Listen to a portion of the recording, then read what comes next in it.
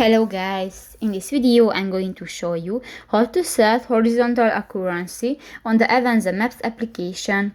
But first of all, I just want to mention, please don't forget to subscribe to our channel, because at 100,000 subscribers we are going to show you our YouTube revenue statistics and growth strategy, how to make money online. So let's jump into it. First of all, open the application on your device.